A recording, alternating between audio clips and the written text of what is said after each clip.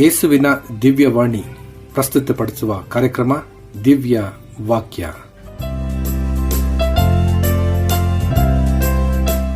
ದಿವ್ಯವಾಕ್ಯ radio ಕಾರ್ಯಕ್ರಮ ಕೇಳುವ ಎಲ್ಲ ಶ್ರೋತೃಗಳಿಗೆ ಯೇಸುವಿನ ಹೆಸರಿನಲ್ಲಿ ವಂದಿಸುತ್ತೇನೆ. ನನ್ನ ಹೆಸರು ರೆವರೆಂಡ್ ಸ್ಯಾಮ್ಯುಯಲ್ ತಾಟಿಗಿರಿ. ಕಳೆದ 20 ವರ್ಷಗಳಿಂದ ಕರ್ತನ ಸೇವೆಯಲ್ಲಿದ್ದೇನೆ. ಪ್ರಸ್ತುತವಾಗಿ UBM ಬೇಥೆಲ್ ಚರ್ಚ್ ಅಂಬರ್ನಾಥ್ ಸಭೆಯಲ್ಲಿ ಸಭಾಪಾಲಕನಾಗಿ ಸೇವೆ ಸಲ್ಲಿಸುತ್ತಿದ್ದೇನೆ. ನಿಮ್ಮಲ್ಲಿ ಏನಾದರೂ ಪ್ರಾರ್ಥನಾ ಮನವಿಗಳಿದ್ದರೆ ಕರೆಗಳ ಮೂಲಕ ಅಥವಾ SMS ಗಳ ಮೂಲಕ 7506352204 7506352204 ನಂಬರ್ಗೆ ತಿಳಿಸಬಹುದು. ಸಂದೇಶವನ್ನು ಕೇಳುವ ಮುನ್ನ ಸುಮಧುರವಾದ ಭಕ್ತಿಗೀತೆಯೊಂದಿಗೆ ಪ್ರಾರಂಭಿಸೋಣ.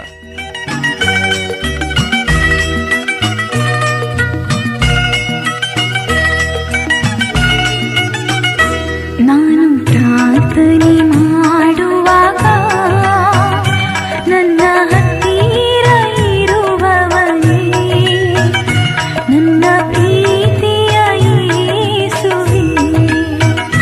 ನಾನು ಪ್ರಾರ್ಥನೆ ಮಾಡುವಾಗ ನನ್ನ ಹತ್ತಿರ ಇರುವವನೇ, ನನ್ನ ಪ್ರೀತಿಯ ಯೇಸುವೇ. ನಾನು ಪ್ರಾರ್ಥನೆ ಮಾಡುವಾಗ ನನ್ನ ಹತ್ತಿರ ಇರುವವನೇ, ನನ್ನ ಪ್ರೀತಿಯ ಯೇಸುವೇ. ನಾನು ಪ್ರಾರ್ಥನೆ ಮಾಡುವಾಗ ನನ್ನ ಹತ್ತಿರ ಇರುವವನೇ, ನನ್ನ ಪ್ರೀತಿಯ ಯೇಸುವೇ.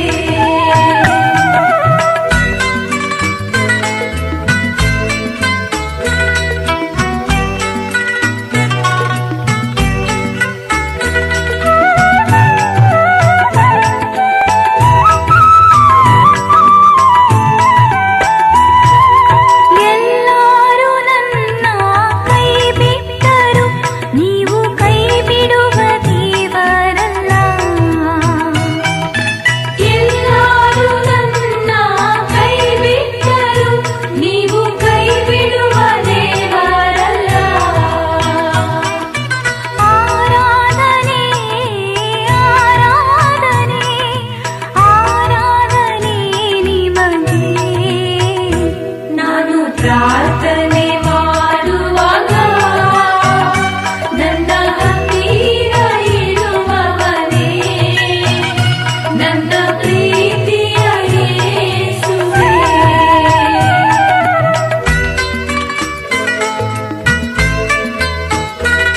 ಕ್ರಿಸ್ತ ಯೇಸುವಿನಲ್ಲಿದ್ದಂಥ ಮನಸ್ಸು ನಿಮ್ಮಲ್ಲಿಯೂ ಇರಲಿ. ಫಿಲಿಪ್ಪಿ 2ನೇ ಅಧ್ಯಾಯ 5ನೇ ವಚನ. ಪೌಲನು ಫಿಲಿಪ್ಪಿಯವರಿಗೆ ಬರೆದ ಪತ್ರಿಕೆ 2ನೇ ಅಧ್ಯಾಯ 5ನೇ ವಚನ. ಕ್ರಿಸ್ತ ಯೇಸುವಿನಲ್ಲಿದ್ದಂಥ ಮನಸ್ಸು ನಿಮ್ಮಲ್ಲಿಯೂ ಇರಲಿ. ಕರ್ತನಲ್ಲಿ ಪ್ರಿಯ ದೇವಜನರೇ, ಪೌಲನು ಫಿಲಿಪ್ಪಿ ಸಭೆಗೆ ಈ ಒಂದು ಪತ್ರವನ್ನು ಬರೆಯುತ್ತಾ ಕ್ರಿಸ್ತನ ಮನಸ್ಸನ್ನು ಹೊಂದಿಕೊಳ್ಳುವ ಹಾಗೆ ಆತನು ವಿನಂತಿಸುವವನಾಗಿದ್ದಾನೆ. ಮೂಲತಃ ನಾವು ಪೌಲನನ್ನು ಅರ್ಥ ಮಾಡಿಕೊಳ್ಳುವುದಾದರೆ ಆತನೊಬ್ಬ ಕ್ರಿಸ್ತ ವಿರೋಧಿ, ಕ್ರಿಸ್ತನ ಅನುಯಾಯಿಗಳನ್ನು ವಿರೋಧಿಸಿ ಹಿಂಸಿಸುವಂಥ ಒಬ್ಬ ವ್ಯಕ್ತಿಯಾಗಿದ್ದನು. ಕಾಲಾಂತರದಲ್ಲಿ ಪುನರುತ್ಥಿತ ಕ್ರಿಸ್ತನನ್ನು ಸಂಧಿಸಿದ ನಂತರ ಅವನ ಜೀವನ ಪರಿವರ್ತನೆಯಾಯಿತು. ಯಾವ ಕ್ರೈಸ್ತರನ್ನು ಹಿಂಸಿಸಿ ಕೊಲ್ಲುತ್ತಿದ್ದನೋ ಕ್ರಿಸ್ತನಿಗೋಸ್ಕರವಾಗಿ ತನ್ನ ಪ್ರಾಣವನ್ನೇ ಕೊಡಲು ಸಿದ್ಧನಾದಂಥ ವ್ಯಕ್ತಿ. ಇಂಥ ಪೌಲನು ಕ್ರಿಸ್ತನ ಮನಸ್ಸನ್ನು, ಹೃದಯವನ್ನು, ಜೀವನವನ್ನು ಅರ್ಥ ಮಾಡಿಕೊಂಡ ನಂತರ ಅವನ ಜೀವನದಲ್ಲಿ ಮಹತ್ತರ ಬದಲಾವಣೆಯನ್ನು ನಾವು ಕಾಣುತ್ತೇವೆ. ಈಗ ಆತನು ಸಭೆಗೆ ಕೊಡುವಂಥ ಒಂದು ಕರೆ ಏನಂತೇಳಿದರೆ, ಕ್ರಿಸ್ತ ಯೇಸುವಿನಲ್ಲಿದ್ದಂಥ ಮನಸ್ಸು ನಿಮ್ಮಲ್ಲಿಯೂ ಇರಲಿ ಎಂಬುದಾಗಿ. ಯೇಸು ಹೇಳಿರುವ ಹಾಗೆ, ನಾನು ಸಾತ್ವಿಕನೂ ದೀನ ಮನಸ್ಸುಳ್ಳವನು ಆಗಿದ್ದೇನೆ ಎಂಬುದಾಗಿ. ಯೇಸುವಿನಲ್ಲಿ ಆ ಒಂದು ಸಾತ್ವಿಕತೆ, ದೀನತೆ ಎತ್ತಿ ತೋರುವಂಥ ಒಂದು ಪ್ರವೃತ್ತಿಯಾಗಿತ್ತು. ಇಡೀ ಪ್ರಪಂಚದಲ್ಲಿ ಆತನ ದೀನತೆಯ ಮಾದರಿ ಬಹಳ ಉತ್ತಮವಾದುದು, ಶ್ರೇಷ್ಠವಾದುದು.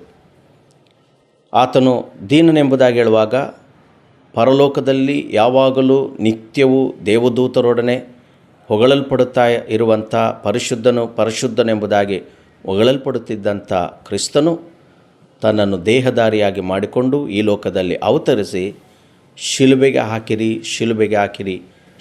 ಹಾಕಿರಿ ಎನ್ನುವಂಥ ನಿಂದೆಗೆ ಗುರಿಯಾದನು. ಇಲ್ಲಿ ಆತನ ದೀನತೆಯು ಎದ್ದು ತೋರಿಸುವಂಥದ್ದಾಗಿದೆ.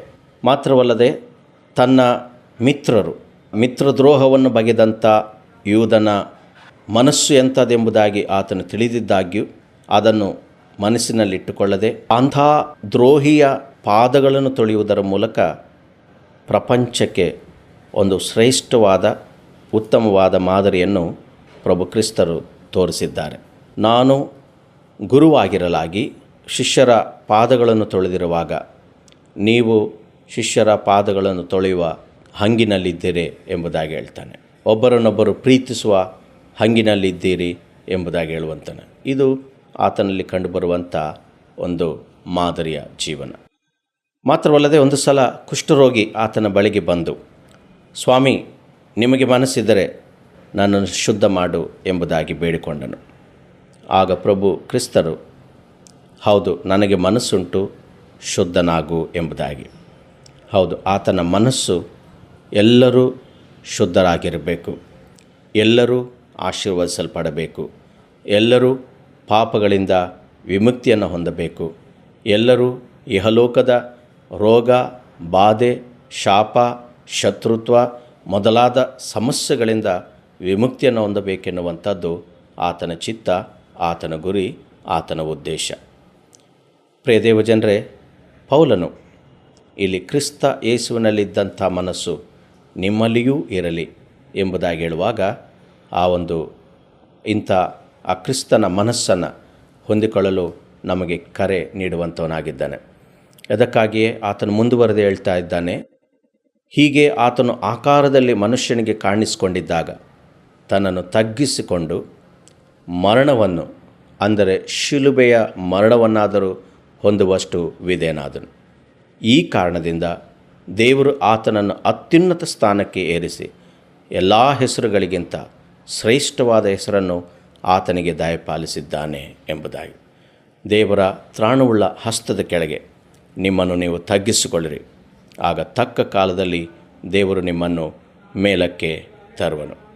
ಪ್ರಾರ್ಥನೆ ಮಾಡೋಣ. ಪರಿಶುದ್ಧನಾಗಿರುವ ನಮ್ಮ ದೇವರೇ, ಈ ಸುಂದರ ಸಮಯಕ್ಕಾಗಿ ನಿನಗೆ ಸ್ತೋತ್ರ ವಂದನೆಯನ್ನು ಸಲ್ಲಿಸ್ತೇವೆ. ಈ ಒಂದು ಧ್ಯಾನದ ಮುಖಾಂತರ ನೀನು ನಮ್ಮ ಸಂಗಡ ಮಾತನಾಡಿ ಪೌಲನ ಮೂಲಕ ನೀನು ಕೊಟ್ಟಂಥ ಕರೆಗಾಗಿ ನಿನಗೆ ಸ್ತೋತ್ರವನ್ನು ಸಲ್ಲಿಸ್ತೇವೆ. ಹೌದು, ಕ್ರಿಸ್ತನ ಮನಸ್ಸು ಬಹು ವಿಶೇಷವಾದುದು. ಕ್ರಿಸ್ತನನ್ನು ಹಿಂಬಾಲಿಸುತ್ತಿರುವ ಕ್ರೈಸ್ತರೆಂಬುದಾಗಿ ಹೇಳಿಕೊಳ್ಳುವ ನಮಗೆ ಇಂಥ ಒಂದು ಮನಸ್ಸು ಮಾದರಿಯಾಗಲಿ ಮತ್ತು ಆತನ ಹೆಜ್ಜೆ ಜಾಡಿನಲ್ಲಿ ನಡೆಯುವಂಥ ಗುಣ ಮತ್ತು ನಿರ್ಣಯವನ್ನು ನಮಗೆ ನೀಡಿ ಎಂಬುದಾಗಿ ಪ್ರಾರ್ಥಿಸ್ತೇವೆ. ಕರ್ತನೆ, ನಮ್ಮನ್ನು ನಿನ್ನ ಸಾಧನಗಳನ್ನಾಗಿ ಉಪಯೋಗಿಸು. ಯೇಸುವಿನ ನಾಮದಲ್ಲಿ ಈ ಪ್ರಾರ್ಥನೆಯನ್ನು ಬೇಡಿದ್ದೇವೆ. ಆಮೇನ್.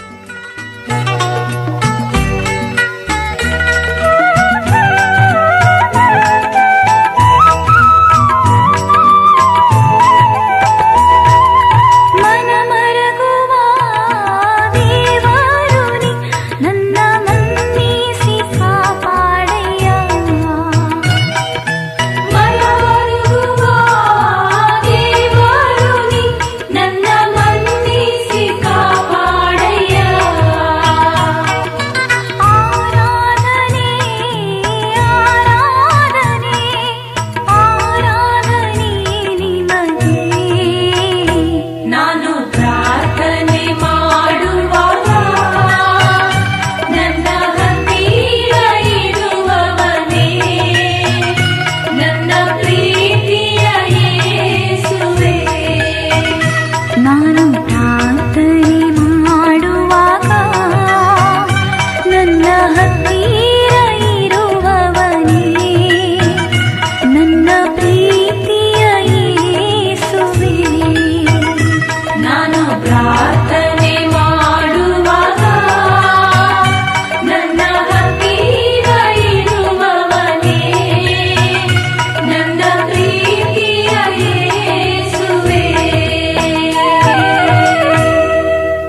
ದಿನ ದೇವರ ಸಂದೇಶ ನಿಮಗೆ ಆಶೀರ್ವಾದ ತಂದಿದೆ ಎಂಬುದಾಗಿ ಭಾವಿಸುತ್ತೇನೆ. ನಿಮ್ಮಲ್ಲಿ ಏನಾದರೂ ಪ್ರಾರ್ಥನಾ ಮನವಿಗಳಿದ್ದರೆ ಕರೆಗಳ ಮೂಲಕ ಅಥವಾ SMS ಮೂಲಕ 7506352204 7506352204 ನಂಬರ್ಗೆ ತಿಳಿಸಬಹುದು. ದೇವರು ನಿಮ್ಮನ್ನು ಹಾಗೂ ನಿಮ್ಮ ಕುಟುಂಬವನ್ನು ಆಶೀರ್ವದಿಸಲಿ. ನಮಸ್ಕಾರ.